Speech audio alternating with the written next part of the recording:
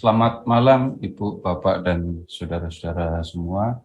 Terima kasih sudah mengundang saya untuk belajar bersama dengan Bapak Ibu. Saya pernah ke paroki Bidarajina, tapi waktu itu bukan kursus kitab suci, tapi malah mengganti Romo untuk bicara di mimbar waktu misa. Tapi itu sudah 20 tahun yang lalu, waktu pastornya Pastor Henslow. Ya, kita akan belajar Injil Lukas, itu yang dipesankan kepada saya. Dan Bapak Ibu, tidak ada cara lain untuk belajar selain Bapak Ibu menyediakan Alkitabnya. Jadi saya akan senang sekali kalau Bapak Ibu menyalakan kamera, lalu mempersiapkan Alkitab, dan kita bisa belajar bersama. Kalau kita mendengar Injil Lukas gitu ya, jangan-jangan Bapak Ibu bisa mengingat cerita-cerita yang disampaikan oleh Tuhan Yesus yang tertinggal di memori kita. Itu diambil dari Injil Lukas. Misalnya, dari semua yang pernah disampaikan oleh Tuhan Yesus dalam Injil, Bapak Ibu nggak akan pernah lupa tentang orang Samaria yang murah hati. Kan? Bapak Ibu juga tidak akan pernah lupa dengan anak yang hilang. Itu adanya di Injil Lukas. Jadi kita akan menemukan ada banyak cerita yang tersimpan di memori kita, itu adanya di Injil Lukas. Tentu ini tidak mengabaikan Injil-Injil yang lain ya, tetapi ketika kita belajar Lukas, ya ada banyak yang sebenarnya sudah ada di dalam ingatan kita. Nah, kemudian sekarang begini, kalau kita mau belajar Injil Lukas, maka hal pertama yang perlu kita lakukan ya buka Injilnya. Coba Bapak Ibu perhatikan, Injil Lukas itu ada berapa bab? Gitu ya. Ada berapa bab di Injil Lukas? Yang bicara silahkan nyalakan mikrofon, setelah itu silahkan matikan lagi. 24. Ada 24 ya. Dan Bapak Ibu lihat di bagian akhir Injil Lukas. Bagian paling akhir dari Injil Lukas. Apa yang Bapak Ibu temukan di situ? Paling akhir. Kenaikan Yesus. Kenaikan Tuhan Yesus. Ya. Dan Bapak Ibu lihat di judul, nggak ada paralelnya di Injil lain kan? Nggak ada. Jadi tentang Tuhan Yesus yang naik ke surga itu hanya diceritakan di dalam Injil Lukas. Nah, kemudian Bapak Ibu sekarang lihat ke bagian paling awal dari Injil ini. Paling depan. Kelahiran Yohanes. Dan Yohanes Pembaptis. Kurang depan. Oh, Masih kurang depan itu. Teofilus yang mulia. Ya, dari keempat Injil, Yohanes hanya Pembaptis. Lukas yang bercerita tentang bagaimana dia menulis Injilnya. Yang lain tidak cerita bagaimana proses penulisan Injil. Tapi Lukas bercerita. Walaupun di dalamnya Bapak-Ibu tidak ketemu nama Lukas ya. Dalam Injilnya nama penulis nggak disebut. Kita tahu kalau yang nulis ini Lukas itu dari Irenaeus, tapi nggak perlu kita diskusikan yang seperti itu, nanti agak panjang diskusinya dan tidak terlalu kita perlukan. Nah, bagian awal dan bagian akhir Injil saja sudah berbeda dengan Injil yang lain, dan tidak ada yang bercerita ini selain Lukas. Nah, sekarang begini, kita akan menelusuri, kita akan melihat garis besar dari Injil Lukas, supaya kita tahu di mana tempat cerita atau pengajaran yang disampaikan oleh Tuhan Yesus supaya kita tahu ini cerita tentang Tuhan Yesus yang seperti ini adanya di sini gitu. Dan tolong Bapak Ibu, ini Alkitabnya Alkitab sendiri kan ya. Kalau di rumah kan nggak mungkin Alkitab pinjaman dong di rumah. Alkitab, sekarang silahkan juga sediakan alat tulis atau stabilo. Saya tidak membuat PowerPoint, kita belajar Alkitab ya Bapak Ibu harus pegang Alkitabnya. Nah, mulai dari bab 1 ya. Dari bab 1 ayat 1 sampai dengan 4, lihat saja pakai judul yang ada di terjemahan. Ada bagian pendahuluan. Nanti kita akan lihat pendahuluan. Ini penulis atau Lukas bercerita tentang bagaimana dia menulis Injil, menulis kitab ini, dan untuk tujuan apa dia menulis. Nah, sesudah itu, sekarang silahkan ke bab 1 ayat 5. Lihat, ini ada pemberitahuan tentang kelahiran Yohanes Pembaptis. Pemberitahuan tentang kelahiran Yohanes Pembaptis. Ini nggak ada di tempat lain ya, nggak ada di Injil lain. Kemudian ayat 26, ini ada pemberitahuan tentang kelahiran Yesus. Ini dua berita kelahiran Yohanes dan kelahiran Yesus. Nah, kemudian ini perikop yang termasuk yang paling dikenal di dalam gereja Katolik di antara umat Katolik. Ayat 39. Dua perempuan, yang satu calon ibu Yohanes dan calon ibu Yesus, ketemu kan di sini ayat 39. Jadi Maria berkunjung ke rumah Elizabeth, terus di situ Maria nyanyi ayat 46. Lalu ayat 57. Kelahiran Yohanes. Kalau tadi kan berita tentang kelahiran Yohanes, ini kelahiran Yohanes. Dan waktu Yohanes atau setelah Yohanes lahir, gantian Zakaria yang menyanyi. Ada nyanyian pujian Zakaria. Bab 2, ayat 1. Kelahiran Yesus. Nah, Bapak Ibu, ini juga istimewa di Injil Lukas ya. Ada berita tentang kelahiran Yohanes, ada berita tentang kelahiran Yesus, terus ada kelahiran Yohanes dan kelahiran Yesus. Nah, bab 2 praktis ini berbicara tentang Yesus kecil. Nah, sekarang lihat bab 2 ayat 1 sampai dengan 7, kita menemukan di situ Maria melahirkan Yesus di Bethlehem. Lalu lihat ayat 8, gembala-gembala datang ke tempat Yesus lahir. Setelah itu ayat 21, kita lihat Yesus disunat. Setelah Tuhan Yesus disunat, lihat Tuhan Yesus itu bersama dengan Yusuf dan Maria tinggal di Nazaret. Bapak Ibu bisa lihat di ayat 39. Lalu di ayat 41, Yesus ikut orang tuanya untuk merayakan Paskah di Yerusalem. Dan kemudian Tuhan Yesus, masuk hilang ini ya? Bukan hilang ya. Ada di Bait Allah kok, sedang diskusi. Nah, Bapak Ibu amati ya, ini sampai umur 12 di sini ya. Kok nggak ketemu orang-orang Majus? Nah, orang Majus nggak di Lukas.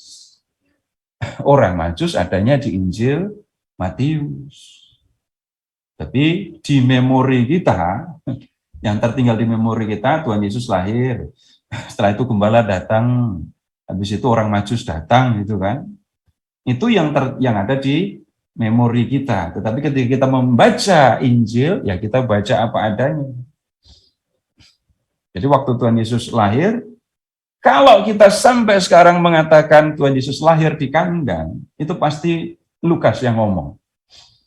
Karena orang Majus, nanti kalau baca Injil Matius ya, itu ketemu Yesus di rumah apa di kandang? Nanti dulu aja, nanti dulu ya, nanti dulu biar nggak bingung. Kita ikuti dulu ceritanya ya. Nah, sekarang lihat ke ayat 52, bab 2 ayat 52. Setelah menjumpai Yesus di bait Allah, ya, Maria dan Yusuf membawa Yesus pulang ke Nazaret, dan lihat ayat 52. Yesus makin bertambah besar, bertambah hikmatnya dan besarnya, dan makin dikasihi oleh Allah dan manusia. Ini umur 12. Nah, kemudian di bab 3, ini Tuhan Yesus sudah gede ini ya. Tunggu dulu, Bapak Ibu tolong jawab pertanyaan saya. Tuhan Yesus mulai mengajar itu umur berapa? 30. Umur 30, Pak. Pertanyaan kedua, Bapak Ibu tahu dari siapa?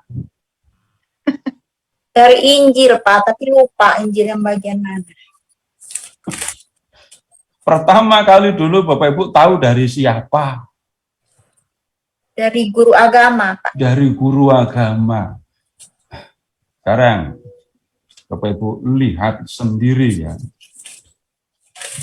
Bab 3 ayat 23. Bab 3 ayat 23.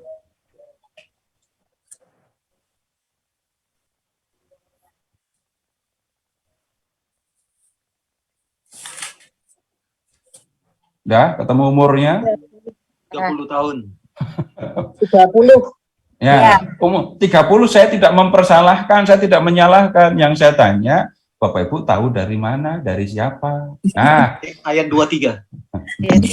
Dari Injil Lukas ayat 23. sekarang harus bisa jawab begitu. Ya. Saya tidak menyalahkan tentang apa yang kita ingat, enggak. Di antara umat Katolik memang banyak hal di dalam Injil tersimpan di memori kita ya. Tetapi yang kemudian perlu dilakukan adalah klarifikasi. Yang saya tahu ini ternyata dari Injil Lukas ya, gitu. Nah, sekarang begini.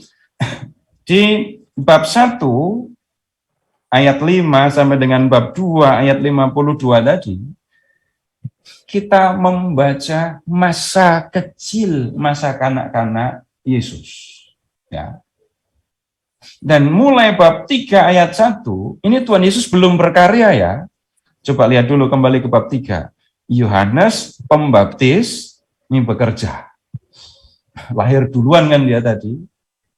Nah, Yohanes memulai pekerjaannya dengan menyampaikan seruan tobat dan membaptis ya. Nah, kemudian di bab 3 ayat 21 ini Tuhan Yesus dibaptis ya. Tuhan Yesus dibaptis. Lalu ada silsilah atau daftar nenek moyang Yesus ya. Ini di Injil Matius juga ada, tapi beda daftarnya. Nah, setelah dibaptis, Yesus, bab 4 sekarang ayat 1, itu dibawa oleh Roh Kudus ke padang gurun. Waktu Tuhan Yesus dibaptis tadi, Roh Kudus turun, ayat 22. Dan di bab 4, Roh Kudus membawa Yesus ke padang gurun, dan di padang gurun itu Yesus dicobai oleh iblis. Nah, Bapak Ibu, lihat ke ayat 13. 4 ayat 13. Sesudah iblis mengakhiri semua pencobaan itu, ia mundur daripadanya karena gagal ya. Tapi belum selesai. Dan menunggu waktu yang baik. Nanti iblis akan muncul lagi di waktu yang baik. Kapan itu? Nah, tunggu dulu. Nah, di bab 3 ayat 1 sampai dengan bab 4 ayat 13 ini Bapak Ibu, Tuhan Yesus belum berkarya, tapi baru mengadakan persiapan untuk berkarya. Dibaptis, dan kemudian ya mengalami cobaan di padang gurun. Nah, sekarang silahkan beralih ke bab 4 ayat 14. Roh Kudus yang turun atas Yesus, yang membawa Yesus ke padang gurun. Sekarang ayat 14, dalam kuasa Roh kembalilah Yesus ke Galilea. Di sini mulailah Tuhan Yesus berkarya. Dan karya Yesus itu dilakukan mula-mula di Galilea. Di Galilea, ya. Nah, kemudian ayat 15, Yesus mengajar di rumah-rumah ibadat yang ada di Galilea. Cuma disebut saja di ayat 15. Nah, berikutnya di bab 4 ayat 16, Tuhan Yesus ngajar di Nazaret, terus mengalami penolakan. Yesus ditolak di Nazaret. Kemudian ayat 31, Tuhan Yesus ini bukan di Nazaret tetapi ke Kapernaum. Ya, dia mengusir setan yang merasuki orang yang ada di rumah ibadat itu. Ayat 38, dia menyembuhkan ibu mertua Petrus dan orang lain. Ini Petrus itu orang, atau ibu mertuanya orang Kapernaum ya. Ayat 42, ini Yesus mengajar ini di kota-kota lain. Nah, waktu Tuhan Yesus mengajar di Galilea, ya, kemudian ngajar di Kapernaum tadi, ngajar di kota-kota lain, itu sudah dengan para rasul apa belum? Belum. Nah, lihat bab 5 sekarang. Penjala ikan menjadi penjala manusia. Baru ya. Nah, sekarang penjala ikannya siapa di situ?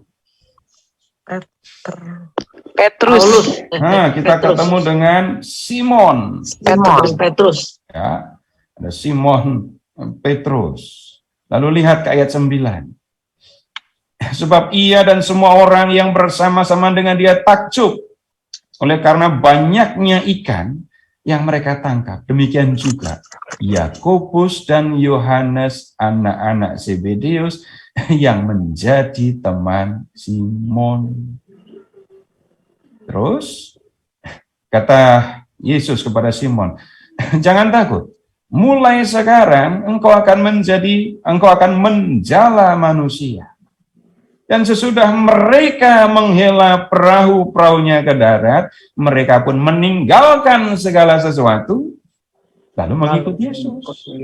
Baru ini Simon ikut Yesus kan? Yang disebut ini ada Simon, kemudian Yakobus dan Yohanes. Ini saudara Simon nggak disebut ya, tapi ikut.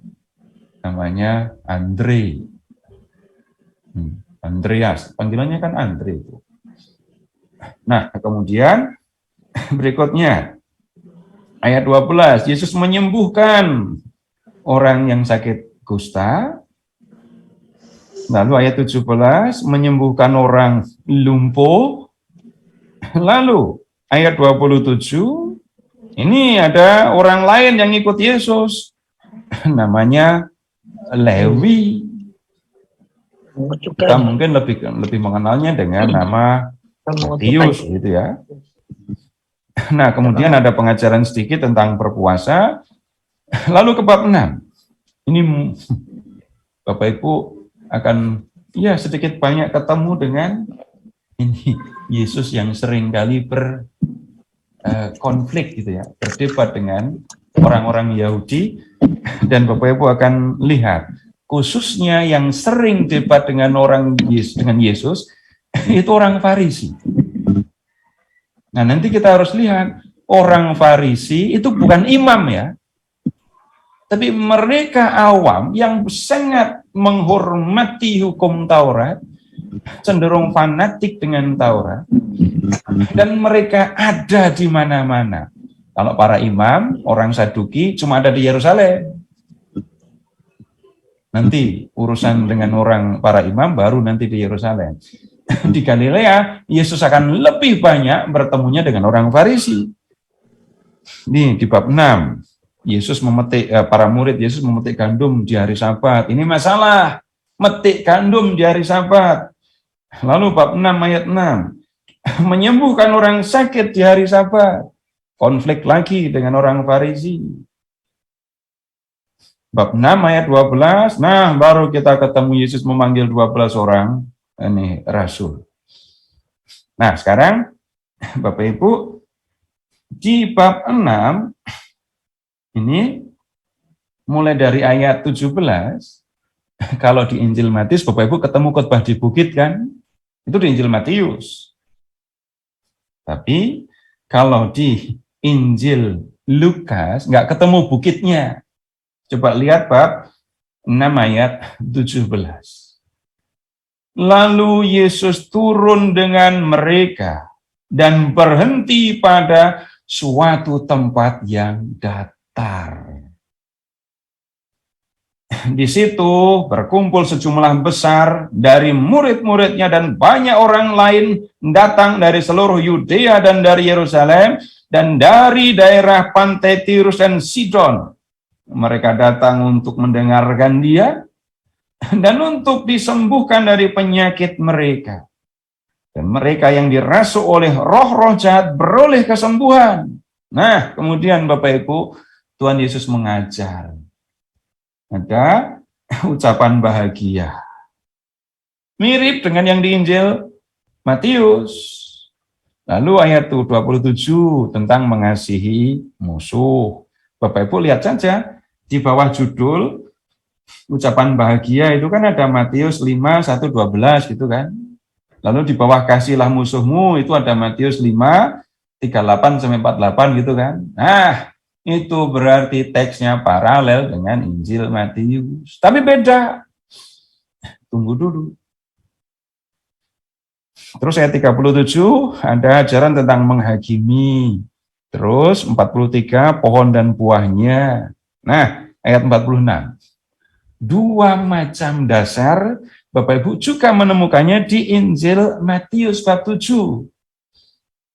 Nah, nanti kita harus perhatikan ini. Karena nanti Bapak Ibu akan lihat yang ada di Matius dan di Lukas kok berbeda. Lanjut, bab 7. Ini Yesus yang menyembuhkan hamba seorang perwira di Kapernaum. Ternyata ada di Injil Matius dan ada di Injil Yohanes kan? Habis itu ayat 11, Yesus menyembuhkan, membangkitkan anak muda di Nain, hanya ada di Injil Lukas ini. Ya. Lalu ada diskusi tentang Yesus dan Yohanes Pembaptis. Lompat ke ayat 36, Yesus yang diurapi perempuan berdosa. Dan Bapak Ibu, jangan-jangan ini saya curiga sama Bapak Ibu. Jangan-jangan Bapak Ibu termasuk yang menuduh perempuan ini adalah Maria Magdalena. Perempuan berdosa yang mengurapi kaki Yesus. Saya curiga Bapak Ibu termasuk yang nuduh perempuan ini Maria Magdalena. Pernah berkata begitu, berpikir begitu, atau mendengar perempuan berdosa yang mengurapi Yesus itu kayak Maria Magdalena? Pernah dengar apa enggak? Ya, pernah dengar. Pernah ya? Bapak Ibu cari di dalam teksnya, kalau bisa menemukan Maria Magdalena di situ, Bapak Ibu udah nggak usah belajar Injil Lukas, sudah selesai belajarnya. Gitu. Nggak ada nama Maria Magdalena di sini. Ya, nggak ada. Dan jangan ditambah, nggak usah ganti-ganti nama orang. Masa ibu-ibu tega? Itu ada perempuan berdosa, katanya itu perempuan berdosa, konotasinya pelacur, lalu itu diberi nama. Namanya Maria Magdalena. Coba ibu ganti dengan nama ibu sendiri, tega apa enggak?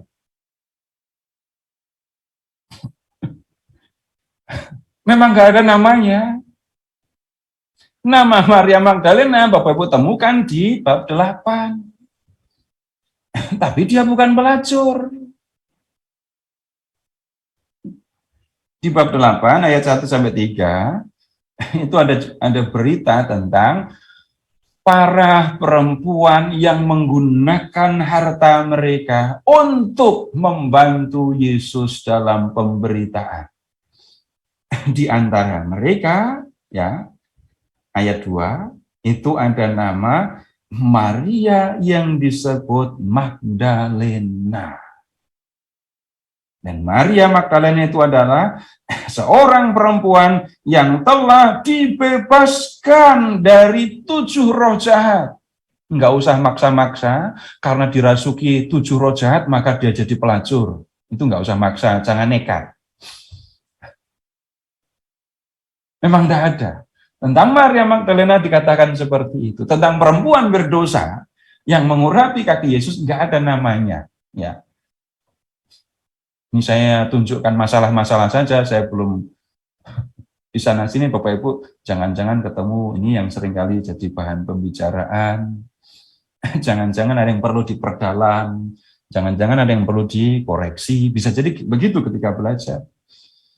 Nah, sesudah itu, ayat 4, ada perumpamaan tentang penabur, terus perumpamaan tentang pelita, terus ini ada Yesus yang ya didatangi oleh saudara-saudaranya. Ini juga bisa jadi soal. Jadi Yesus itu punya adik. Atau bagaimana kita harus mengerti arti saudara-saudara Yesus itu. Lalu di ayat 22, ini Yesus meredakan angin ribut. Ini ada di Matius, ada di Markus. Terus sesampai di darat, ini ketemu dengan seorang yang kerasukan roh jahat. Banyak sekali, kuat sekali. Berikutnya, 40, ayat 8-40, Yesus membangkitkan anak Yairus. Dan lihat, Yesus juga menyembuhkan perempuan yang sakit pendarahan. Kita perlu perhatikan bagian ini nanti. Kalau Bapak Ibu membaca ini ya, Yesus yang menyembuhkan perempuan yang sakit pendarahan, tapi versi Markus, Bapak Ibu yang punya profesi sebagai dokter bisa tersinggung kalau baca Markus. Tapi kalau baca Lukas, enggak. Ada sesuatu yang dilakukan oleh Lukas di bagian ini. Tapi itu, tunggu dulu. Nah, bab 9. Ini Yesus yang mengutus 12 murid ya. Nanti ada 70 murid, ada 12 murid. Ini mengutus 12. Lalu ini ada ini berita tentang Yesus sampai ke Herodes. Tapi tunggu dulu Bapak Ibu, di dalam Injil itu ada 4 orang Herodes loh ya. Herodes yang Bapak Ibu biasanya kenal, itu yang membunuh bayi-bayi di Bethlehem itu kan. Itu satu Herodes. Lalu ada Herodes yang kedua, nggak usah disebut semua ya. Herodes yang kedua, itu yang itu ikut mengadili Yesus itu. Dari Pilatus, Yesus dikirim ke Herodes kan. Itu Herodesnya beda dengan Herodes yang membunuh kanak-kanak di Bethlehem itu. Yang membunuh kanak-kanak di Bethlehem itu namanya Herodes Agung, itu bapaknya, menguasai seluruh Palestina. Sedangkan Herodes yang mengadili Yesus, itu nama lengkapnya Herodes Antipas. Ini yang dikecam oleh Yohanes Pembaptis. Itu anak dari Herodes Agung, tapi berkuasa hanya di wilayah Galilea. Nah, habis itu Yesus memberi makan 5.000 orang, lalu ada pengakuan Petrus, lalu Yesus sudah mulai memberitahukan. Bapak Ibu lihat ke ayat 22, memberitahukan penderitaan dan kematian yang akan dialami. Bapak Ibu lihat ya, di ayat 20. Yesus bertanya kepada mereka, menurut kamu siapakah aku ini? Jawab Petrus, Mesias, Anak Allah. Ayat 20, Yesus berkata, Anak manusia harus menanggung banyak penderitaan, ditolak oleh tua-tua, imam-imam kepala, ahli-ahli Taurat, lalu dibunuh dan dibangkitkan pada hari ketiga. Petrus menyebut Yesus Mesias. Tapi Yesus menyebut diri bukan Mesias, melainkan anak manusia. Sudah pasti berbeda ini ya, Mesias dengan anak manusia. Dan kita perlu juga memperhatikan itu. Orang lain menyebut Yesus Mesias, murid-murid Yesus menyebut dia Mesias, tapi Yesus menyebut diri anak manusia. Contoh lain, Bapak Ibu nggak akan lupa dengan firman Tuhan yang mengatakan, serigala mempunyai liang, burung mempunyai sarang, tetapi anak manusia, bukan Mesias, tidak mempunyai tempat untuk meletakkan kepala. Tapi yang kita akan lihat, loh, Mesias akan anak manusia akan ditolak, menderita, dibunuh, tapi akan bangkit. Nah, habis itu, lihat, Tuhan Yesus menampakkan kemuliaan di atas gunung. Bapak Ibu pasti nggak lupa juga kan, yang menampakkan diri bersama dengan Yesus siapa? Ada Musa dan Elia. Dari kecil saya tahu itu ya. Ada banyak nabi itu di Perjanjian Lama. Kenapa dua orang ini yang muncul? Lukas, Bapak Ibu, menjelaskannya dengan sangat serius. Lukas menjelaskannya dengan serius, dan jawabannya nanti ada di kisah masa kanak-kanak Yesus. Kenapa yang muncul kok Elia? Tapi ya itu, tunggu dulu. Yesus menampakkan kemuliaan di atas gunung, turun dari gunung mengusir roh jahat dari seorang anak yang sakit.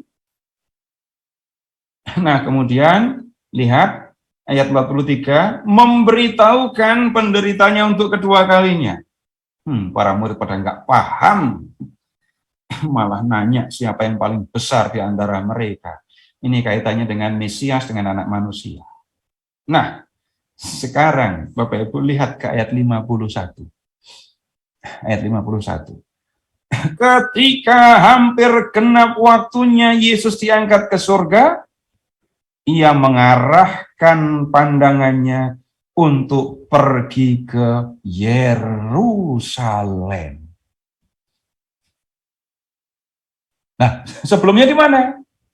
Ingat, bab 3 ayat 14 tadi, Yesus kerja di Galilea kan? Yesus kerjanya di Galilea. Nah, mulai bab 9 ayat 51 ini, Tuhan Yesus mengadakan perjalanan ke Yerusalem. Bapak Ibu tolong, bab 9 ayat 51 dikasih pembatas dulu. Kasih pembatas Alkitab. Kasih pembatas ya. Kemudian Bapak Ibu sekarang silahkan ke bab 19. Bab 19 ayat 28.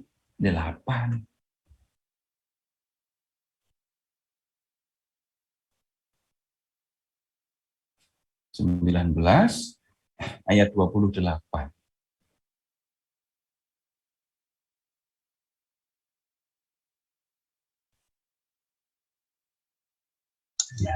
Ya. Dan setelah mengatakan semuanya itu, Yesus mendahului mereka dan meneruskan perjalanannya ke Yerusalem. Ini udah dekat ini. Sudah dekat. Lihat ayat berikutnya, 29. Ketika ia telah dekat Betfage dan Betania, yang terletak di gunung yang bernama Bukit Zaitun, Yesus menyuruh 2 orang muridnya, ngapain? Ambil keledai. Nah, Yesus mau masuk ke Yerusalem. Jadi kita bisa mengatakan begini Bapak Ibu. Dari bab 9 ayat 51 tadi, ya, sampai dengan bab 19 ayat 27, itu Yesus OTW Yerusalem. Yesus dalam perjalanan ke Yerusalem. Nah, mulai dari bab 19 ayat 28, ini Yesus masuk ke Yerusalem dan melakukan rencananya di Yerusalem. Sekarang kita lihat dulu ya. Jadi bab 9 ayat 51 sampai dengan bab 19 ayat 27, ini lama-lama ingat kok. Saya kan cuma ngulang-ngulang begini, lama-lama juga ingat. Tapi kalau di Alkitab Bapak Ibu kasih tanda. Kasih tandanya apa? Stabilo. Ini bab 9:51, Yesus mengarahkan pandangannya ke Yerusalem. Nah, di situ kita lihat mulai perjalanan ke Yerusalem gitu. Nah, sekarang kembali ke bab 9 ayat 51. Selama perjalanan ke Yerusalem ini Bapak Ibu, Tuhan Yesus menyampaikan banyak pengajaran. Pengajaran-pengajaran yang penting yang Bapak Ibu ingat tadi ya, orang Samaria, anak yang hilang itu adanya waktu Yesus mengadakan perjalanan ke Yerusalem ini. Lihat, Yesus kembali ke bab 9:51 ya. Yesus masuk ke mau masuk ke wilayah Samaria. Tapi ada masalah dengan orang Samaria. Ada orang yang mau ikut Yesus. Nah, tapi harus siap ya. Ada orang yang diminta ikut Yesus. Tapi saya mau izin dulu. Ini Yesus mau mengadakan perjalanan ke Yerusalem, ada yang mau ikut. Nah, aku akan lalu lihat, ada yang mengatakan di ayat 57, aku mau mengikut engkau. Tapi Yesus mengingatkan, serigala mempunyai liang, burung mempunyai sarang, anak manusia tidak mempunyai tempat untuk meletakkan kepala. Kalau mau ikut anak manusia harus siap. Tapi ayat 59, Yesus malah bilang kepada satu orang, ikut aku.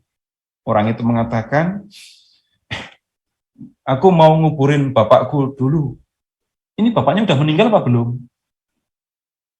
Nah kalau bapaknya meninggal nggak akan di sini dia. Kalau bapaknya sedang meninggal atau sudah jadi jenazah dan ada di rumah, ngapain dia ada di sini dengan Yesus? Berarti bapaknya belum meninggal. Aku mau ikut engkau, tapi tunggu bapakku mati dulu ya. Biar aku ngurus jenazahnya dulu ya. Lalu Tuhan Yesus mengatakan, kelamaan gitu ya. Tuhan Yesus mengatakan, biarlah orang mati menguburkan orang mati, tetapi engkau pergilah beritakanlah kerajaan Allah di mana-mana. Yang lain lagi, aku akan mengikut engkau Tuhan, tapi izinkan aku pamitan dengan keluargaku. Tuhan Yesus malah mengatakan, orang yang siap membajak, tapi menoleh ke belakang, nggak layak untuk kerajaan Allah. Nah, berikutnya, lihat bab 10. Yesus mengutus 70 murid. Perhatikan, nggak ada di Injil lain ya, nggak ada paralelnya. Lalu ayat 17, 70 murid itu kembali. Lalu lihat ada ucapan bahagia. 10:25. Ini ada kisah tentang orang Samaria yang murah hati. Mungkin salah satu cerita yang disampaikan Tuhan Yesus yang paling terkenal ini. Adanya di sini. Lalu lihat ke ayat 38. Yesus singgah di rumah dua bersaudara. Namanya Marta Dan Maria Magdalena apa bukan? Jadi curiga kan sekarang. Bukan Maria Magdalena. Ini Maria yang lain lagi. Beda lagi Marianya. Ini Maria, saudari dari Marta. Tuh, sudah ketemu 3 perempuan kan? Perempuan yang berbuat dosa, perempuan berdosa yang mengurapi kaki Yesus, lalu Maria Magdalena, lalu ada Maria saudari Marta, 3 perempuan kan? Kalau ditambah satu lagi di Injil Yohanes itu, perempuan yang tertangkap basah berbuat dosa itu, berbuat zina itu. 4 orang dianggap Maria Magdalena semua coba. Ini beda lagi. Jadi ini Maria saudari Marta.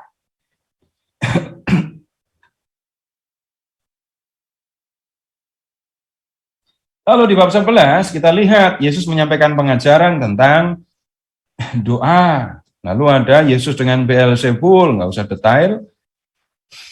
Lalu yang berikutnya, sekarang silahkan begini. Bab 13 ayat 22. 13:22.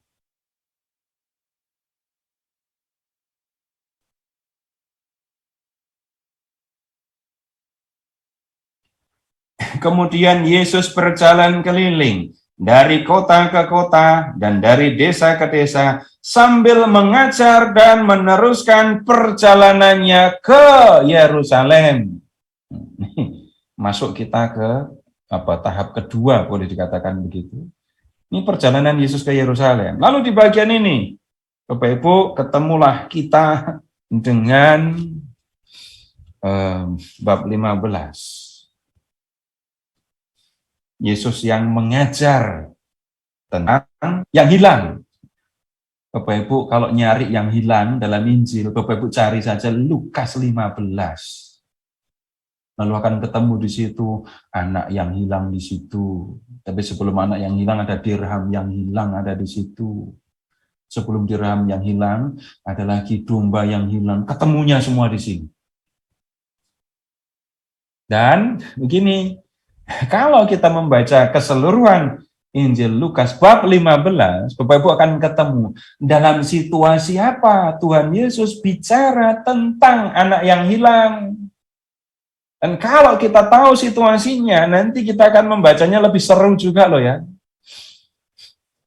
Lalu Bapak Ibu akan tahu, jadi anak bungsu itu melambangkan siapa?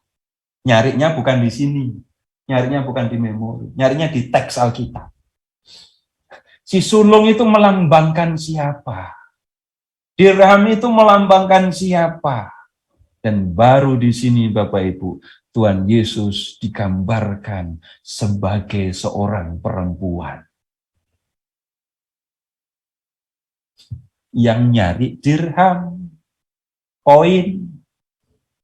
Nah, tapi itu tunggu dulu, pokoknya saya tunjukin dulu. Nanti pada waktunya kita diskusikan. Nah, kemudian bab 16. Ini ada satu perumpamaan yang seringkali susah dimengerti atau dimengerti secara keliru. Bendahara tidak jujur kok dipuji, gitu ya. Nah, berikutnya bab 16 ayat 19. Itu ada orang kaya dan Lazarus. Dari semua cerita yang disampaikan oleh Tuhan Yesus, hanya ini perumpamaan atau cerita yang ada nama tokohnya, Lazarus. Yang lain cerita macam-macam nggak ada namanya loh ya, dan nggak usah dikasih nama. Anak yang hilang itu namanya siapa? Nggak ada. Ntar dikasih nama Joni gitu lagi, kacau nanti. Nggak ada namanya. Dari semua perumpamaan yang dibuat oleh Tuhan Yesus, yang diceritakan oleh Tuhan Yesus, hanya ini yang ada namanya. Yang lain nggak ada. Itu pun cuma nama satu tokoh. Orang kayanya nggak disebut, namanya siapa. orang miskinnya yang disebut. Lalu masih di bagian ini, Bapak Ibu lihat bab 18, ada perumpamaan tentang hakim yang tidak benar, perumpamaan tentang orang Farisi dan pemungut cukai. Ya. Kemudian sekarang silahkan ke bab 18 ayat 31.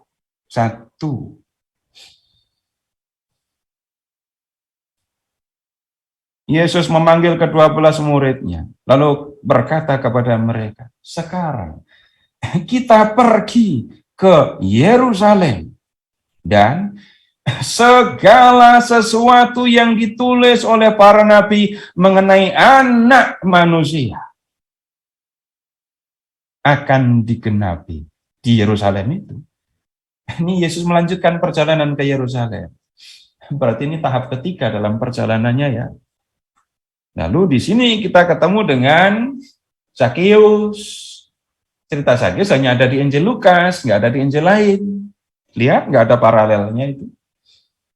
Lalu, kalau di Injil Matius ada perumpamaan tentang talenta kan? Itu Matius ya, kalau nyari talenta di Matius 25. Tapi di Injil Lukas, lihat ayat 11, perumpamannya beda. Perumpamaan tentang uang mina. Beda. Mina dengan talenta. Lalu, lihat ke ayat 28. Ini tahap ketiga, perjalanan tahap ketiga sampai di ayat 27 tadi ya. Sekarang Bapak Ibu lihat dan bayangkan ayat 28. Dan setelah mengatakan semuanya itu, Yesus mendahului mereka dan meneruskan perjalanan ke Yerusalem. Yesus yang di depan mereka. Yesus yang duluan pergi ke Yerusalem. Karena ada yang mau dia selesaikan di Yerusalem. Udah, Yesus masuk ke Yerusalem, naik keledai ya. Ya, naik keledai. Dari Galilea ke Yerusalem itu kan jauh. Dari Galilea ke Bukit Zaitun itu kan jauh. Bukit Zaitun itu hanya di sebelah timur Yerusalem, hanya 2 kilo paling, nggak nyampe. Kok malah naik keledai? Udah kecapean? Bukan. Ada yang mau disampaikan oleh Tuhan Yesus dengan naik keledai. Nanti Bapak Ibu harus buka kitab Zakaria dan harus mengingat Minggu Palma. Dah, terus Yesus masuk ke Yerusalem. Masuk ke Bait Allah yang 45. Ya. Apa yang dilakukan Yesus? Mengusir para pedagang. Mengusir para pedagang. Ngapain sih mereka jualan di Yerusalem, di Bait Allah? Nah, sekarang ayat 47. Tiap-tiap hari ia mengajar di dalam Bait Allah. Imam-imam kepala dan ahli-ahli Taurat serta orang-orang terkemuka dari bangsa Israel berusaha untuk membinasakan dia. Loh, kok tiap-tiap hari ngajar di Yerusalem? Yesus kan pergi ke Yerusalem kan ya? Nah, Bapak Ibu tolong mengingat yang gampang saja. Tuhan Yesus ditangkapnya di mana?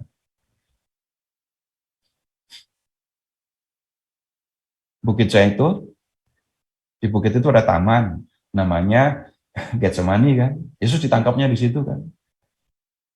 Nah, di situ Bapak Ibu, Tuhan Yesus menginap selama berada di Yerusalem. Nginapnya di situ. Kalau mau sewa hotel, banyak orang yang ikut Yesus. Nggak sanggup Tuhan Yesus bayar itu ya. Dan juga Tuhan Yesus ke Yerusalem itu nanti dalam rangka Paskah ya. Jadi hotel-hotel di Yerusalem full booked. Nggak ada tempat lagi. Jadi orang-orang menginap di penginapan. menginap di rumah-rumah penduduk, menginap juga di alun-alun, di lapangan. Ada juga menginap di luar kota. Karena udah banyak sekali orang yang nginap.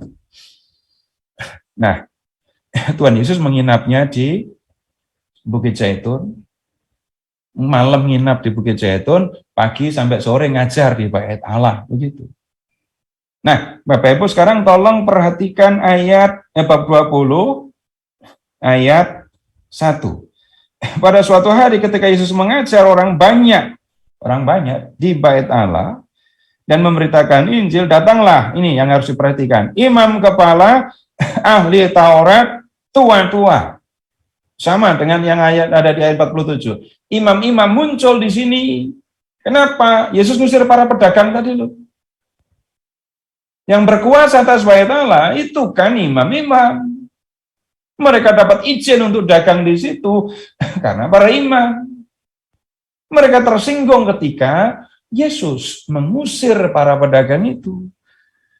Lalu Bapak Ibu di sini mulailah Yesus konflik dengan para pemuka Yahudi yang ada di Yerusalem. Lihat 20 ayat 2, dengan kuasa siapa ya engkau mengusir para pedagang itu? Yesus cerdik sekali menjawabnya. Aku jawab pertanyaanmu, tapi jawab dulu pertanyaanku. Mereka nggak mau jawab, Tuhan Yesus bilang, aku juga nggak mau jawab. Gitu. Terus, lihat, ayat 9. Ini konflik menjadi lebih jelas lagi, karena Yesus berbicara tentang para pemuka Yahudi itu dengan perumpamaan. Perumpamaan tentang para penggarap kebun anggur. Ayat 19, 20-19. Lalu ahli-ahli Taurat dan imam-imam kepala berusaha menangkap dia. Pada saat itu juga, sebab mereka tahu bahwa merekalah yang dimaksudkannya dengan perumpamaan itu.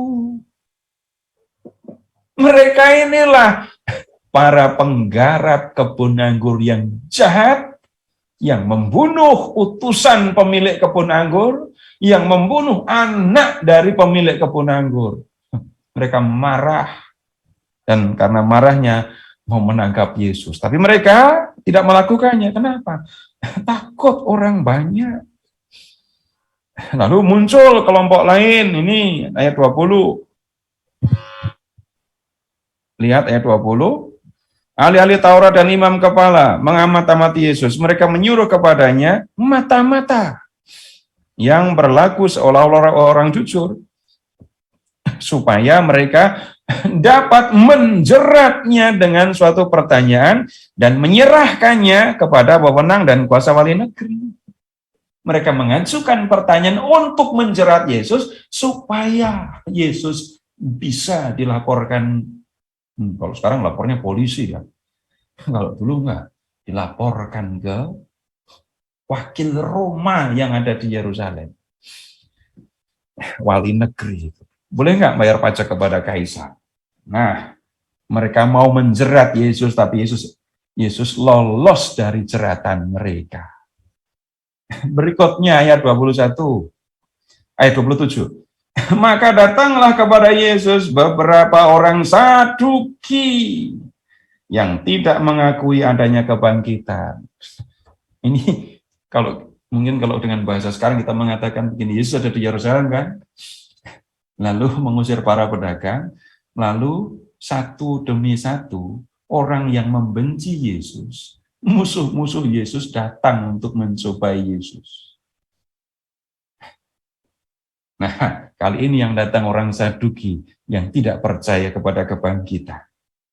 Yesus menjelaskan soal tentang kebangkitan itu.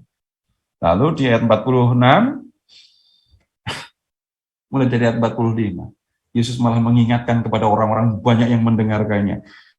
Ketika semua orang banyak mendengarkan, Yesus berkata kepada murid-muridnya, waspadalah terhadap ahli Taurat yang suka berjalan-jalan memakai jubah panjang dan suka menerima penghormatan di pasar, ya, yang suka duduk di tempat terdepan di rumah ibadah dan di tempat terhormat dalam perjamuan, yang menelan rumah janda-janda, dan yang mengelabui mata orang dengan doa yang panjang-panjang.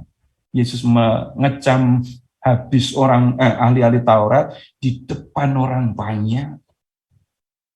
Ini pasti mereka panas sekali. Wajar kalau kemudian mereka mau bunuh Yesus. Nah, di bab 21 ini ada perhatian terhadap janda miskin yang memberikan persembahan. Lalu di bab 21 ayat 5, ini Tuhan berbicara tentang akhir zaman. Bait Allah akan diruntuhkan, permulaan penderitaan, runtuhnya Yerusalem. Ayat 25, kedatangan anak manusia, gitu ya. Terus ayat 34, nasihat untuk berjaga-jaga. Nah, 22 ayat 1. Kita lihat di situ. Hari raya roti tidak beragi yang disebut Paskah sudah dekat. Imam-imam kepala dan ahli-ahli Taurat mencari jalan bagaimana mereka dapat membunuh Yesus sebab mereka takut kepada orang banyak. Mau bunuh Yesus, tapi tidak langsung tarik Yesus gitu ya, nggak langsung tangkap Yesus. Orang banyak membuat mereka takut. Kenapa? Orang banyak kan mengiringi Yesus waktu masuk ke Yerusalem tadi kan, naik keledai tadi, dan mereka menganggap Yesus Mesias. Kalau sampai Mesias ditangkap terang-terangan, orang banyak pasti akan bergerak. Itu yang membuat mereka takut. Tapi ayat 3, masuklah iblis dalam Yudas yang bernama Iskariot. Iblis yang di bab 4 nyari waktu yang baik tadi, muncul lagi di sini. Dan jangan-jangan menurut iblis ini waktu yang baik. Menurut iblis loh ya. Nah, masuk ke dalam diri Yudas, lalu Yudas mengkhianati Yesus, menyerahkan Yesus kepada orang-orang, para pemuka Yahudi yang memang punya niat untuk membunuh Yesus. Nah, sebelum Yesus ditangkap, Bapak Ibu, ini juga kayaknya perlu klarifikasi. Yesus pergi ke Yerusalem itu dalam rangka Paskah ya. Dan Yesus di Yerusalem memang merayakan Paskah. Lihat ayat 7, 22 ayat 7. Maka tibalah hari raya roti tidak beragi, yaitu hari di mana orang harus menyembelih domba Paskah. Ayat 8. Lalu Yesus menyuruh Petrus dan Yohanes, katanya, pergilah, persiapkanlah perjamuan Paskah bagi kita, supaya kita makan. Yesus Paskahan dulu ini. Bapak Ibu bisa nggak mengingat menu makan Paskah Yahudi? Menunya daging domba bakar gitu ya, lalu roti tidak beragi, Sayur pahit, apapun makanannya, minumannya tetap wine. Ini orang Yahudi. Jadi itu menu utamanya ada daging domba bakar, roti tidak beragi, sayur pahit, lalu ada anggur. Terus lihat berikutnya, Yesus ngambil roti. Roti apa yang diambil? Coba lihat ke ayat 19. Yesus ngambil roti. Rotinya roti apa? Ingat dalam jamuan Paskah ini tadi, rotinya roti tidak beragi tadi ya. Beragi. Lalu Yesus mengatakan, ini tubuhku. Ambil anggur, ini darahku. Jadi ada dua acara malam itu. Paskah dan Ekaristi. Tapi seringkali tanpa membaca Alkitab, orang ambil simpulan, malam menjelang kematian, Yesus menyelenggarakan Ekaristi. Kalau hanya menyelenggarakan Ekaristi, pertanyaannya, dari mana roti tidak beraginya? Ya kan? Ternyata dua acara. Untung ya Bapak Ibu, yang diambil roti tidak beragi itu, yang diambil bukan daging domba Paskah. Coba kalau yang diambil daging domba Paskah, ini tubuhku yang diserahkan bagimu. Ada seksi baru nanti di paroki, seksi peternakan. Tapi yang diambil roti. Ya. Nah, kemudian habis itu ada pembicaraan Yesus dengan murid-muridnya. Lalu lihat ayat 39, Yesus ke Getsemani. Terus Yesus ditangkap. Setelah ditangkap, itu ayat 54, Yesus dibawa ke istana imam besar. Dibawa ke istana imam besar ya. Terus ayat 63, Yesus dibawa ke mahkamah agama. Dari mahkamah agama, Yesus dibawa kepada Pilatus, bab 23 ayat 1. Dari Pilatus, Yesus dibawa ke Herodes. Ini Herodes Antipas, bukan Herodes Agung. Herodes yang berkuasa waktu Yesus lahir, udah mati itu. Nah, kemudian ayat 13, Yesus dibawa kembali kepada Pilatus. Pilatus yang mengambil putusan supaya Yesus dijatuhi hukuman mati dengan salib. Dan lihat, Yesus disalibkan, ya, Yesus dibawa ke Golgota, lalu disalibkan, Yesus mati di kayu salib, kemudian Yesus dikuburkan, dan nih, Bapak Ibu lihat ke ayat 55. Tadi saya bilang rombongan yang ikut Yesus dari Galilea itu banyak ya. 23 ayat 55. Dan perempuan-perempuan yang datang bersama-sama dengan Yesus dari Galilea ikut serta. Dan mereka melihat kubur itu dan bagaimana mayatnya dibaringkan. Rombongan Yesus dengan Rasul aja udah 13 kan. Ini banyak perempuan ngikut. Ini jangan tanya nginepnya di mana, enggak tahu. Tapi mereka ada di Yerusalem. Nah, setelah itu, Bapak Ibu, tolong amati ini, pentingnya para perempuan yang melihat Yesus dikuburkan di mana, coba lihat ayat 55 tadi. Perempuan-perempuan. Lalu yang dijumpai pertama kali oleh Yesus yang bangkit, para perempuan juga. Tapi ketika para perempuan itu bercerita kepada para rasul, ayat 11, 24 ayat 11, cerita para perempuan yang ketemu Yesus itu dianggap omong kosong. Para rasul nggak percaya kepada para perempuan yang ketemu Yesus itu. Nah, berikutnya, lihat, itu pagi hari ya kejadiannya. Sorenya, Yesus menambahkan diri kepada 2 orang murid yang pergi ke Emmaus. Ya, mereka baru sadar kalau itu Yesus waktu mereka udah di rumah. Begitu mereka tahu Yesus ternyata sudah bangkit, mereka buru-buru kembali ke Yerusalem. Ayat 38, Yesus menambahkan diri kepada semua murid. Dan setelah ya menampakkan diri berulang kali kepada para murid itu, ya Yesus naik ke surga. Nah, itu Bapak Ibu gambaran menyeluruh dari Injil Lukas. Sekali lagi saya sampaikan kepada Bapak Ibu, teman-teman semua, kenapa kita perlu belajar yang seperti ini? Supaya kita tahu jalan cerita dari keseluruhan kita. Karena kalau tidak dipelajari begini, kumpulan cerita itu ada di memori kita. Ya. Tetapi jalan ceritanya menurut satu Injil dengan Injil yang lain tidak kita pahami. Nah, sekarang ini saya ngikuti rundown ya. Jadi saya ngomong terus dan Bapak Ibu kalau hanya mendengarkan pasti akan kecapean atau kebosanan.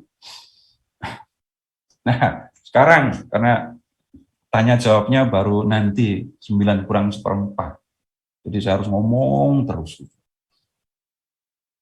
Nah, sekarang seperti yang sudah saya sampaikan tadi, Bapak Ibu kita akan lihat ini kitab ini ditulis bagaimana, untuk apa.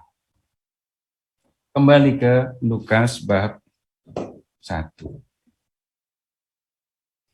Lukas bab 1, Bapak Ibu tolong amati, baca ayat 1 sampai dengan 4. Ya. Ayat 1 sampai dengan 4.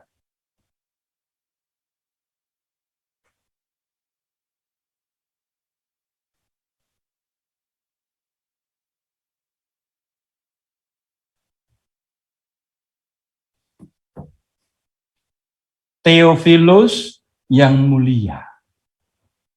Perhatikan kata atau nama ini. Ini pasti panggilannya Theo ini kan. Banyak orang telah berusaha menyusun suatu berita tentang peristiwa-peristiwa yang telah terjadi di antara kita, seperti yang disampaikan kepada kita oleh mereka yang dari semula adalah saksi mata dan pelayan firman. Karena itu, setelah aku menyelidiki segala peristiwa itu dengan seksama dari asal mulanya, aku mengambil keputusan untuk membukukannya dengan teratur bagimu, supaya engkau dapat mengetahui bahwa segala sesuatu yang diajarkan kepadamu sungguh benar. Penulis nggak menyebut dirinya ya, nggak menyebut nama dirinya. Tapi seperti yang saya sampaikan tadi, kita ikuti saja Santo Irenaeus yang mengatakan bahwa ini adalah Lukas yang nulis, gitu ya.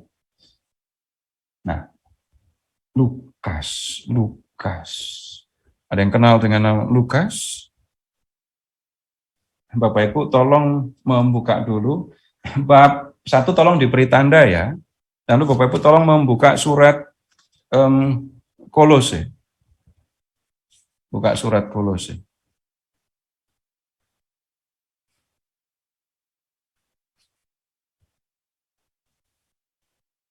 Pak Seto, mohon maaf. Pak Seto, apakah mau istirahat dulu? Enggak. Kalau Oke. diperlukan saya malah minta begini. Bukan istirahat, siap. tapi tanya jawabnya ditaruh di tengah begini. Sehingga nanti nggak mau ngumpul taruh di tengah. belakang. Ya. Oh, Nanti tanya jawab lagi oke. enggak apa-apa, tapi kalau istirahat nanti malah Oh, baik, Pak. Baik, kalau siap, Pak. memungkinkan sekarang tanya jawab ya, Dan jawab. Oh, boleh. nanti tanya Siap. jawab lagi, enggak apa-apa. Oke. Enggak usah Baik. istirahat, telinganya masih sanggup mendengarkan kan ya? Masih, Pak. Siap. Masih Pak, Yang masih hati-hati, seru. yang pakai headphone hati-hati. Sampai besok, nggak apa-apa. Ya, kalau ada yang mau disampaikan silahkan Tanya ini. jawab. Ke Kolose Ya, dulu, baik, Pak. Pak. Ke Kolose, Pak. Tadi kan Kolose dulu habisan. Kolosenya bab Ini 4. ada Nanti itu persiapan. Perikop terakhir. Tapi sekarang boleh tanya jawab dulu, Bu. Silahkan kalau ada yang dijawab. mau Ya, ditanya. siap, Pak. Di sini ada beberapa pertanyaan.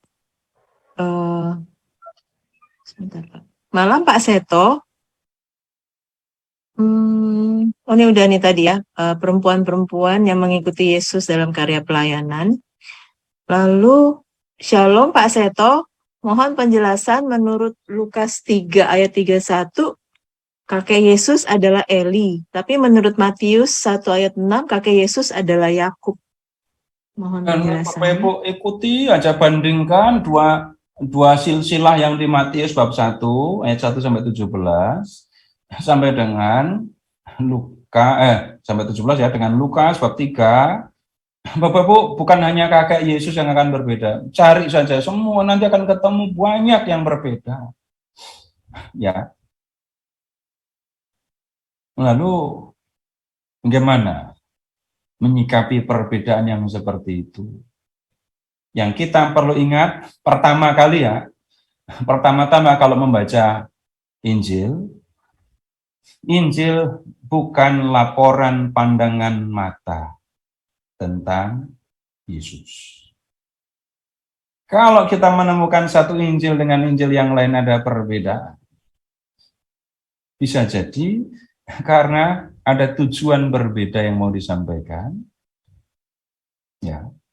Tapi ada juga ini kaitannya dengan soal silsilah tadi.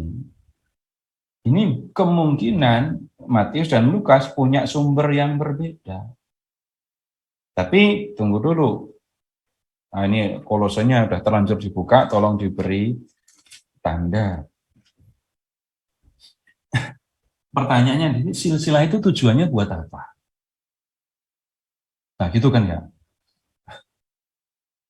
Kalau Bapak Ibu baca silsilah, tunggu, yang punya silsilah, yang rajin mengurus silsilah, itu kan orang Batak. Itu silsilah sampai generasi tahu. Dan luar biasa cara memelihara itu. Tapi nanti saudara-saudara yang dari Batak tolong amati. Ini silsilah itu ditulis kayak gitu untuk apa? Kemudian kalau orang Jawa yang ngurus silsilah itu orang keraton. Orang Jawa pada umumnya nggak bingung sangat tentang silsilah. Kenapa kalau di keraton perlu silsilah? Yang berhak menduduki takhta siapa? Itu menjadi penting. Kalau di dalam Injil, Matius dan Lukas tadi bicara silsilah, yang mau ditunjukkan itu bukan Yesus cucu siapa. Singkatnya begini, di Perjanjian Lama, di kitab Samuel, ya, 2 Samuel bab 7, Tuhan berjanji kepada Daud, tahta Daud akan kokoh selamanya. Kerajaan Daud tidak akan runtuh, akan berdiri teguh. Anak keturunan Daud akan terus jadi raja. Dan raja keturunan Daud ini akan bergelar Mesias. Kalau dibalik, Mesias harus dari keturunan Daud. Kemudian dalam perjalanan waktu kerajaan Daud itu pecah, runtuh, tapi harapan tentang datangnya Mesias keturunan Daud tidak musnah, tidak hilang. Bapak Ibu bisa mengingatkan ya, Tuhan Yesus sama orang buta itu dipanggil anak Daud, gitu kan? Enggak dipanggil anak Yusuf. Padahal bapaknya Yusuf. Kenapa? Keturunan Daud itu yang bisa menjadi Mesias. Mesias harus keturunan Daud. 2 silsilah, walaupun nama-nama berbeda, Daudnya tetap ada. Dan silsilah itu digunakan untuk menunjukkan bahwa Yesus secara legal ya, bukan biologis, secara legal sah menjadi keturunan Daud. Cara mereka dulu membuktikan kalau Yesus itu legal sah jadi keturunan Daud adalah dengan menunjukkan silsilah, bukan menunjukkan akte kelahiran. Belum ada.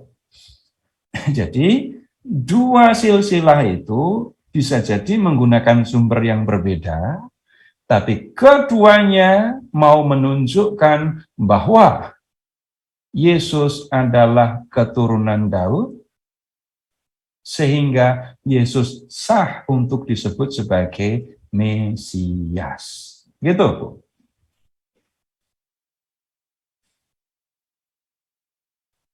Oke. Baik, Pak Seto. Ada lagi ya, Pak? Apa yang dimaksud dengan Oh ini, Pak Seto, Theophilus itu siapa? Kan belum, nanti dulu. Kita baru mau nanya Lukas itu siapa, Theophilus siapa, Oh. di sini ya. Ya, nanti dulu Bu ya. Ya, baik. Lalu ada yang mengatakan Lukas adalah seorang dokter. Benarkah itu, Pak? Kita tanya sama Paulus. Bentar. Kita tanya sama Paulus. Ya, lanjut. Terjawab nanti Oke. habis ini. Oke. Lanjut lagi, Pak ya. Ya, lanjut.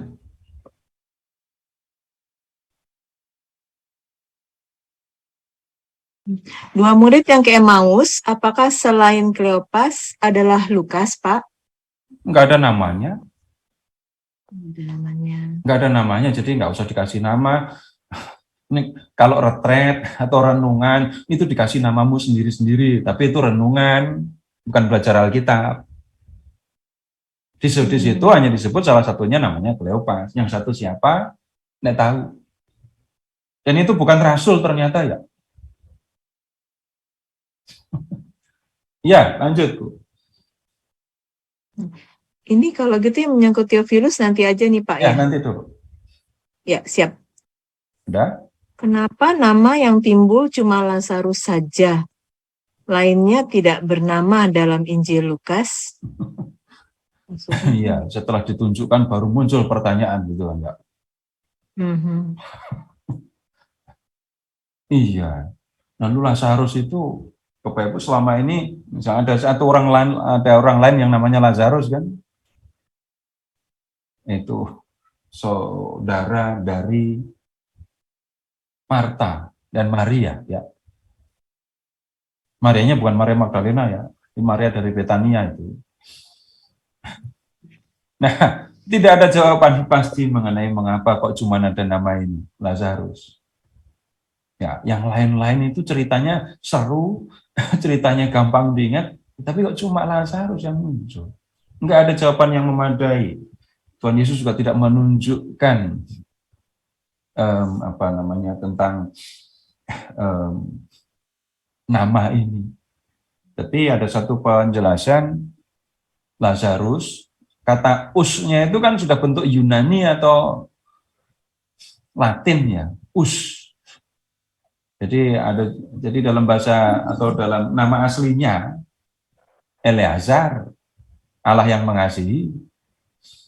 Lalu dari nama itu, kita bisa tahu harusnya orang itu tidak seperti orang kaya itu dulu, tapi berbelas kasih harusnya. Orang kaya yang diceritakan itu kan punya makanan banyak kan ya. Pada makan aja pada jatuh gitu rotinya.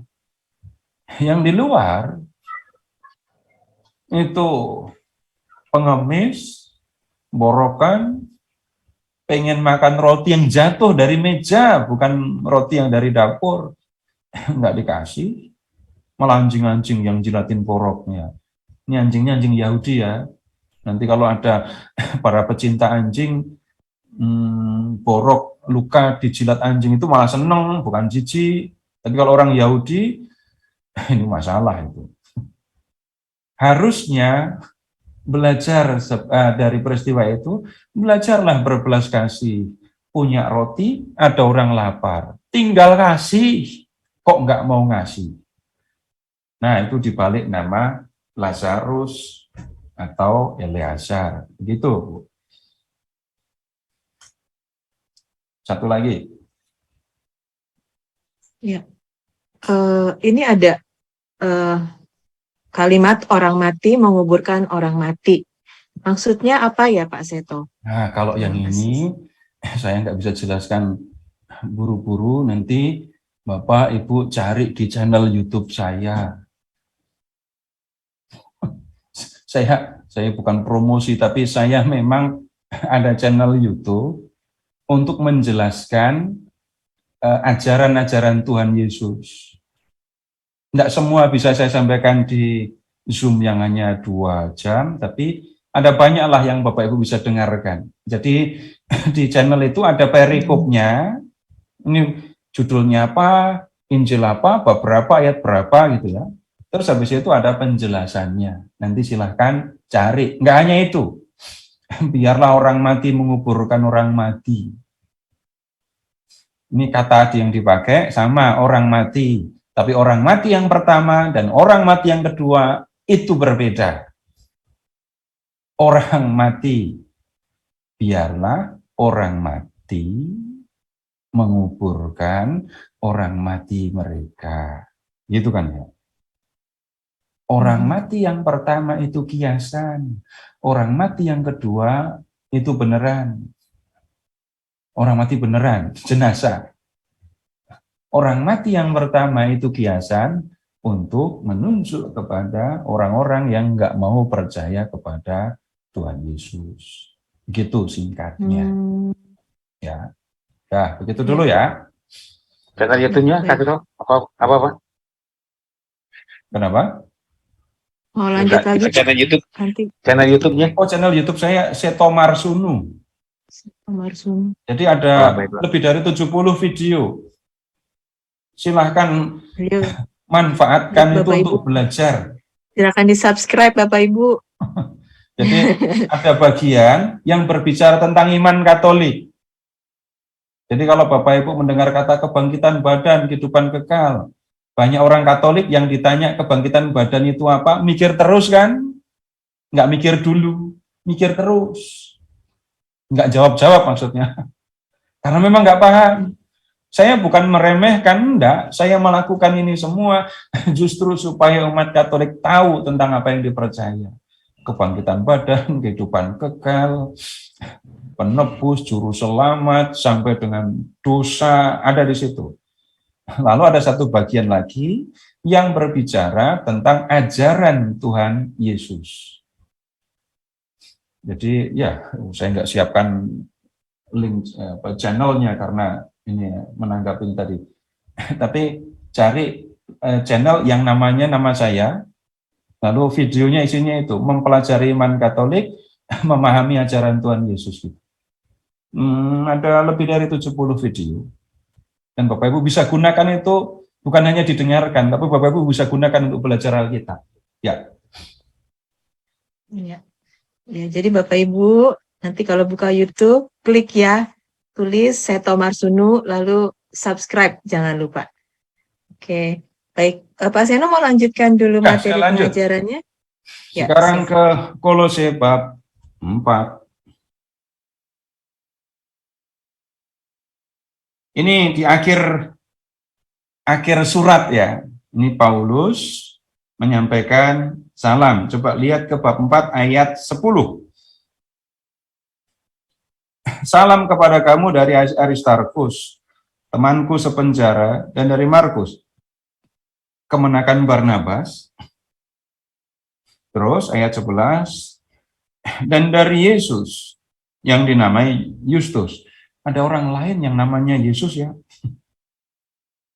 Terus ayat 12, salam dari Epafras kepadamu. Ini teman-teman Paulus semua. Salam kepada jemaat Kolose.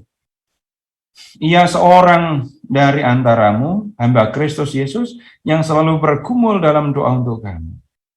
Nah, ayat 13. Sebab aku dapat memberi kesaksian tentang dia, Epafras tadi. 14. Salam kepadamu dari tabib Lukas. Ini yang tadi ditanya, jadi katanya Lukas itu dokter gitu ya. Ya, sekarang dokter dalam bahasa Indonesia lama tabib. Nah, sekarang begini. Dengan jelas kita melihat di Kolose 4 ayat 14, Lukas itu tabib gitu ya. Nah, sekarang silahkan membuka Injil Markus. Markus bab 5.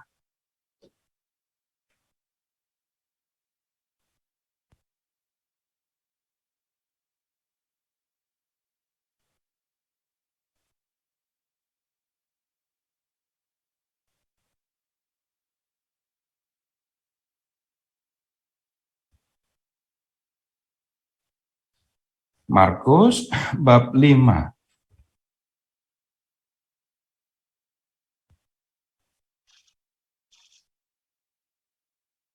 Sudah, lihat ke ayat 25.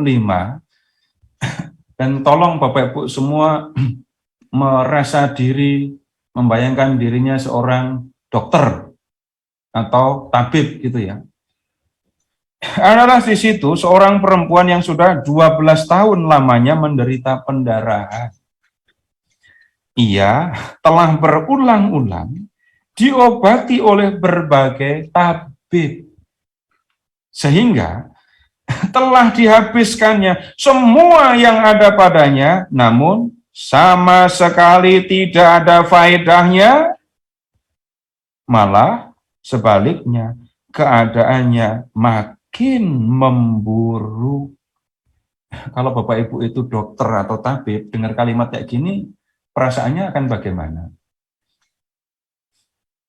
12 tahun pendarahan, berulang-ulang diobati berbagai tabib, hartanya sudah dihabiskan untuk berobat, sudah habis hartanya ya, penyakitnya nggak hilang, ya, malah keadaannya makin memburuk coba. Kalau Bapak Ibu itu dokter, pasti nggak nyaman dengar kayak gini kan. Udah gitu saya ulang-ulang lagi ngomongnya gitu ya. Nah, sekarang kita lihat paralelnya di Injil Lukas ya, bab 8. Lukas bab 8. Kita temui perempuan ini tadi. Cerita tentang perempuan yang pendarahan ini tadi, ya. Lukas bab 8.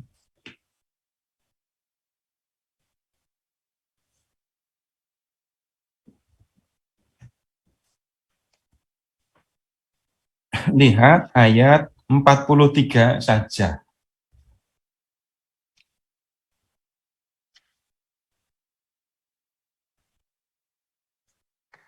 Lukas 8 ayat 43. Adalah seorang perempuan yang sudah 12 tahun menderita pendarahan. Nggak masalah kan? Sama dengan yang di Markus tadi. Nah ini, dan yang tidak berhasil disembuhkan oleh siapapun. Beda dengan Markus? Beda. Ya kan Lukas tabib, nggak enak lah ngomong kayak Markus tadi. Dia juga nggak enak dengar Markus ngomong kayak gitu kan ya. Lukas nggak mau merendahkan, menjelekkan, menulis kata-kata yang bisa menyakiti ini teman-teman seprofesinya. Lalu ini satu data yang kita tahu Lukas itu tabib. Lalu begini, kalau kita memperhatikan keseluruhan Injil Bapak Ibu, ini kita akan tahu, yakin, Lukas itu orang Yahudi. Ada yang mengatakan Lukas bukan orang Yahudi loh ya, ada yang mengatakan begitu, tetapi saya lebih sepakat untuk mengatakan Lukas itu orang Yahudi. Ada beberapa alasan. Nah, alasan yang nggak langsung kelihatan ya. Bapak Ibu silahkan melihat dulu yang Tuhan Yesus yang naik ke surga tadi. Nggak usah dibuka dulu teksnya nggak apa-apa, tapi Yesus naik ke surganya itu di Bukit Zaitun. Ya, Bukit Zaitun. Bapak Ibu tolong membuka peta aja lah. Yang Kolose sudah ditutup ya. Kolose sudah tutup. Sekarang silahkan membuka peta. Sekalian aja lah karena sudah buka peta. Bapak Ibu tolong membuka Palestina pada zaman Tuhan Yesus.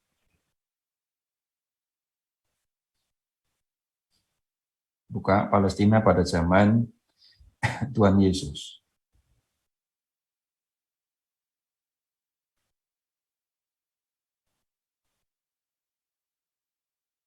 Sudah ketemu? Lihat ke ya, lihat ke wilayah utara, Bapak Ibu cari wilayah Galilea. Wilayah Galilea. Itu adanya di sekitar Galilea ya. Sekitar danau Galilea itu ada wilayah Galilea. Di situ cari saja ada Nazaret, Kana, Kapernaum, ada Nain, lalu ada Gunung Tabor gitu kan. Yesus menghabiskan waktunya untuk mengajar di sini. Jadi dari bab 3 ayat 14 sampai bab 9 ayat 50 tadi, ini di Galilea. Nah, orang Yahudi itu Bapak Ibu di zaman Yesus tinggalnya di dua wilayah. Satu di Galilea, yang kedua di Yudea, di selatan. Lihat, di Yudea itu ada Yerusalem, ada Betania, ada Yeriko, ada Emmaus, ada Bethlehem. Itu Yudea. Antara Galilea dan Yudea itu ada wilayah Samaria. Kalau orang Galilea mau pergi ke Yudea, ya salah satu kemungkinan jalurnya lewat wilayah Samaria. Itu yang orang Samaria nolak Yesus tadi. Dan contoh Yesus melewati wilayah Samaria, Bapak Ibu tolong cari di wilayah Samaria, Gunung Ebal dan Gunung Gerizim.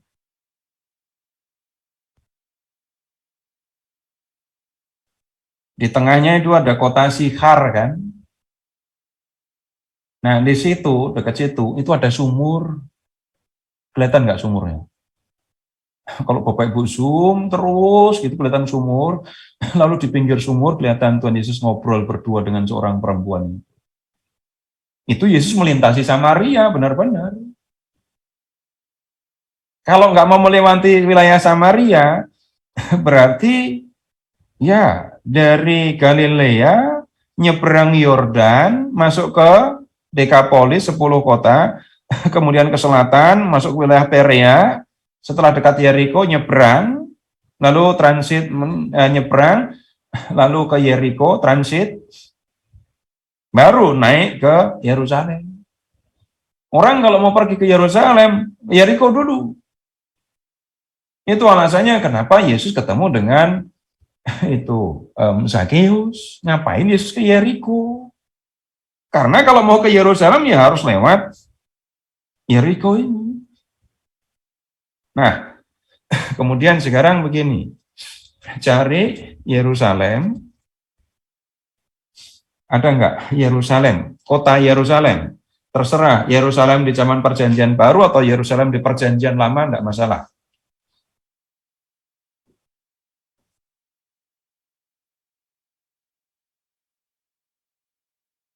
Ada nggak di Alkitab Bapak Ibu? Peta yang judulnya Yerusalem, zaman Perjanjian Lama atau zaman Perjanjian Baru? Ada. Ada? Akhir. Nah, yang ada tolong lihat, ada Yerusalem, di sebelah timur Yerusalem itu ada lembah, namanya Kidron. Itu tiap Kamis Putih, Bapak Ibu nyeberangi lembah Kidron ini kan ya, untuk ngantar Yesus naik ke, lihat ada menuju Bukit Zaitun. Itu kan? Nah, Tuhan Yesus naik ke surganya di Bukit Zaitun ini. Di seberang bukit, di sebelah barat Bukit Zaitun ada lembah Kidron ya. Itu tolong diingat saja. Lalu sekarang ini agak berat ini. Tolong membuka kitab Yoel bab 3.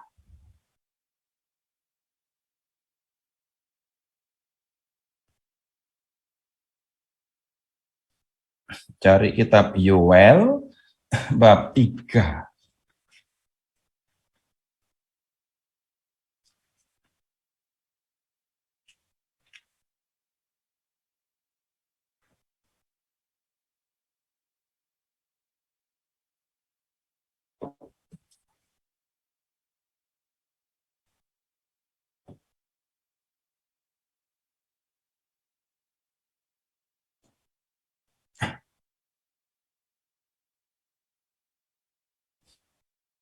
Ini justru karena jarang orang tahu, maka saya pilih.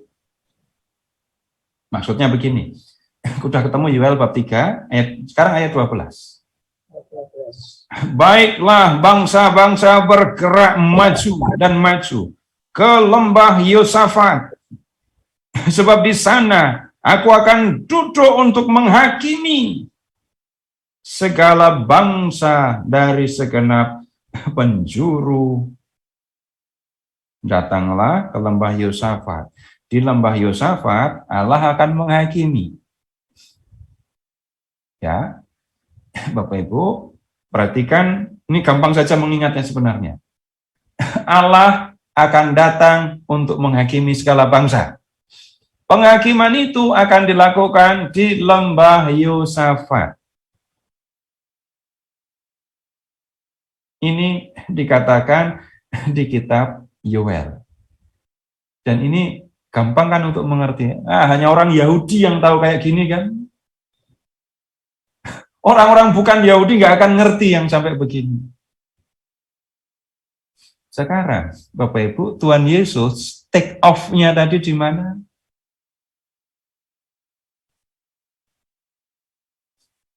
Bukit Zaitun. Di sebelah barat Bukit Zaitun ada lembah Kidron. Itulah lembah Yosafat. Dan di Kisah Para Rasul bab 1, Tuhan naik ke surga kan? Dia akan datang dengan cara yang sama. Tuhan yang naik ke surga, ya, akan datang untuk apa? Mengadili. Pengadilannya di mana? Lembah Yosafat, alias Kidron. Bapak Ibu, kalau dalam syahadat juga mengucapkan itu kan? Naik ke surga, duduk di sebelah kanan Allah Bapa. Dari situ akan datang menghakimi. Hanya orang Katolik yang mengatakan itu. Tapi hanya orang Yahudi yang tahu penghakiman yang akan dilakukan Allah terjadinya akan di lembah Kidron. Alias lembah Yosafat. Ini salah satu cara untuk mengatakan, Bapak Ibu, membuktikan Lukas pasti orang Yahudi. Ini yang seperti ini hanya orang Yahudi yang tahu. Satu lagi, nggak usah dibuka-buka.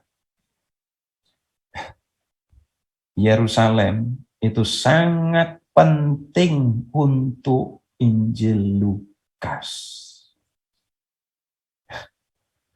Yerusalem itu begitu penting untuk Injil Lukas. Waktu masih kecil, Yesus dibawa ke Yerusalem kan? Waktu pentahiran, Yesus dibawa ke Yerusalem. Waktu dipersembahkan, Yesus dibawa ke Yerusalem. Waktu dicobai, pencobaan yang ketiga, versi Lukas, terjadinya di Yerusalem. Nanti di Kisah Para Rasul, kamu akan menjadi saksiku, mulai dari Yerusalem, Yudea, Samaria, sampai ke ujung bumi. Yerusalem menduduki tempat penting. Yang menganggap Yerusalem itu penting zaman itu hanya orang Yahudi. Kalau kemudian Lukas menulis untuk orang-orang lain yang bukan Yahudi, nggak masalah. Paulus orang Yahudi, tapi memberitakan Injil kepada orang bukan Yahudi. Baik, nah kembali ke Lukas bab 1 tadi. Kita temui Pak Theo. Theophilus itu dari dua kata. Theos dan philia. Ya, kalau sekarang kata philia itu seringkali dipakai untuk hal-hal yang konotasinya negatif ya. Coba, pedofilia. Itu kan sudah konotasinya negatif. Nekrofilia. Tapi arti dasar kata filia itu mengasihi. Jadi Theophilus, Theos dan filia itu artinya yang mengasihi Allah. Theos itu kan Allah. Para pengasih Allah, orang yang mengasihi Allah. Lalu Theophilus itu siapa? Saya minta KTP-nya nggak boleh untuk tahu ini orang mana. Gitu. Hanya ada di Injil Lukas dan di Kisah Para Rasul.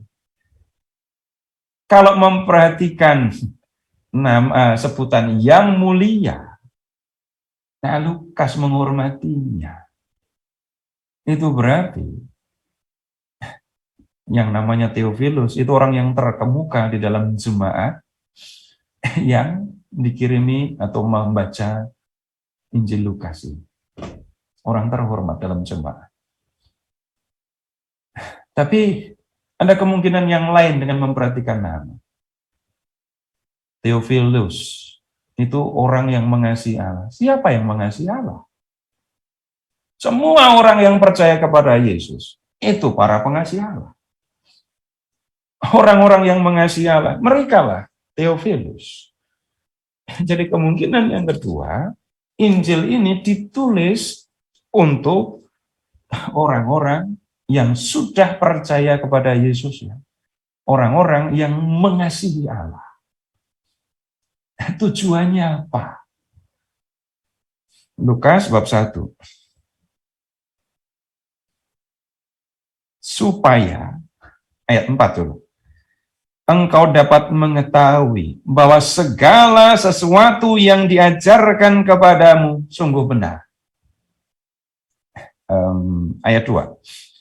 Seperti yang disampaikan kepada kita oleh mereka yang dari semula adalah saksi mata dan pelayan firman. Siapa saksi mata yang melihat Yesus langsung? Para rasul, kan? Jadi para rasul yang menyaksikan Yesus mengajar. Lalu ada orang-orang yang percaya, termasuk Lukas. Setelah itu Lukas menyelidiki, ya, ayat 3. Karena itu setelah aku menyelidiki segala peristiwa itu dengan seksama dari asal mulanya, Lukas menyelidiki, membuat penelitian. Bicara dengan saksi, membaca tulisan-tulisan yang sudah ada. Lalu Lukas menulis dengan teratur. Loh, teraturnya bagaimana? Bapak Ibu ingat tadi ya struktur Injil Lukas? Ada cerita tentang masa kanak-kanak Yesus. Disusul dengan masa persiapan sebelum karya. Habis itu bekerja di Galilea. Terus mengadakan perjalanan ke Yerusalem. Habis itu melakukan karya di Yerusalem. Itu keteraturan yang disampaikan dalam Injil Lukas. Tujuannya apa? Orang yang sudah mendengar kabar tentang Yesus, sudah percaya kepada Yesus, mengetahui yang kamu percaya itu memang benar. Apa artinya benar? Benar yang dimaksudkan ini bisa diterima. Kamu boleh percaya, bahkan harus percaya dengan semua yang sudah diajarkan oleh para saksi mata dan pelayan firman tadi. Nah, yang berikutnya, Bapak Ibu sekarang begini. Silahkan membuka Injil Matius bab 7. Bab 7 ya.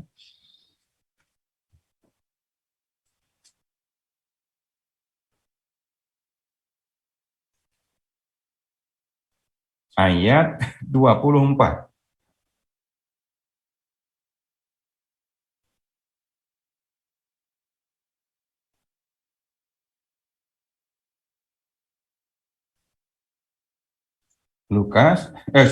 Matius 7 ayat 24 ya.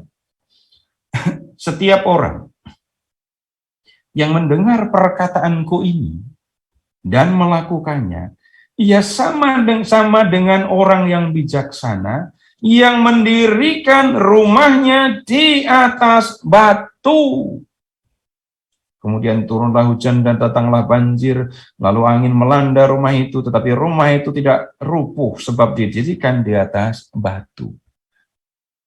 Nah, kemudian Bapak Ibu termasuk orang yang bijaksana apa enggak?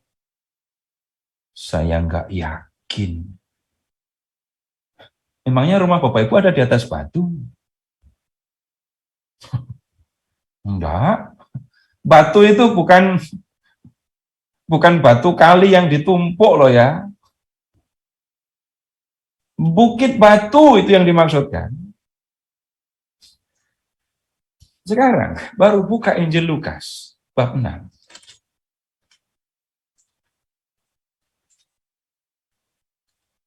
Lukas bab 6 ayat 47.